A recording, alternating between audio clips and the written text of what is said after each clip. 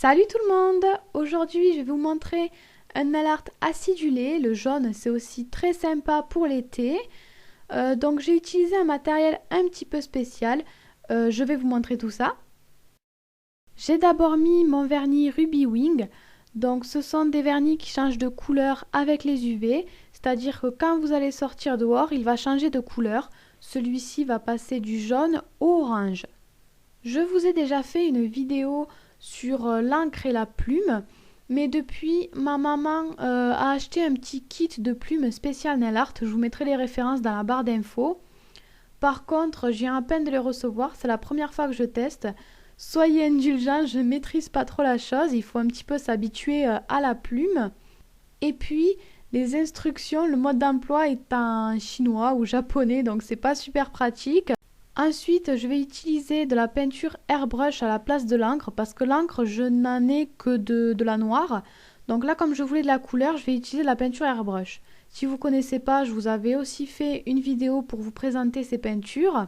Donc en fait, ce que j'ai fait, c'est que j'ai mis un petit peu de cette peinture mélangée à de l'eau et j'ai mélangé pour obtenir une texture comme de l'encre. Donc j'en ai mis un petit peu sur ma plume. Celle-ci ressemble un petit peu à la plume que je vous avais présentée dans ma vidéo plume et encre. Donc je vais m'en servir pour faire mon arabesque. Je commence à faire un premier trait. Puis à l'intérieur de ma petite arabesque, je vais venir dessiner un cœur. Donc un petit cœur classique. Et ensuite, je vais venir repasser par-dessus mon trait pour qu'il soit plus précis et un petit peu plus épais. Ensuite, je prends une plume qui fait des traits beaucoup plus fins et je vais faire ma résille. Donc c'est là que je galère un petit peu parce que cette plume est assez étrange. Faut tracer le trait dans un certain sens, sinon ça ne fonctionne pas. Donc faut s'y habituer, faut prendre appui sur la table pour pas trembler. J'ai aussi oublié de vous dire, moi je le fais pas tout le temps, mais pour l'accroche, pour que la peinture accroche mieux au vernis, vous pouvez mettre du top coat mat.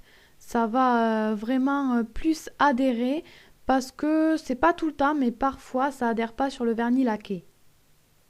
Ensuite, je vais prendre mon dotting et je vais venir faire des petits points de manière aléatoire sur ma résille.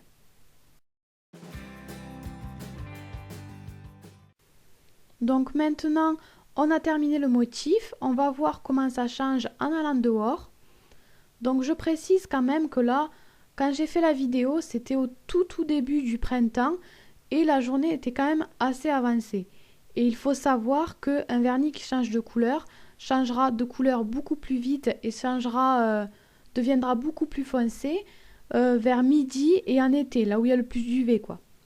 Là, comme on n'était pas un jour où il y avait énormément d'UV et qu'en plus c'est que le début du printemps, ça change moins rapidement et on ne verra pas la couleur finale, la couleur la plus foncée de ce vernis.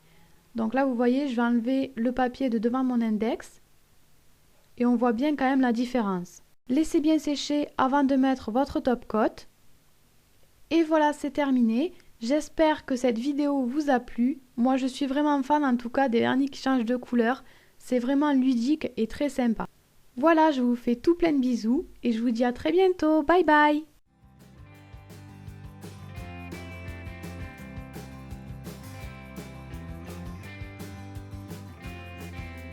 Sheltered from the sunlight in the shade beneath the tree. We hide behind the shadow.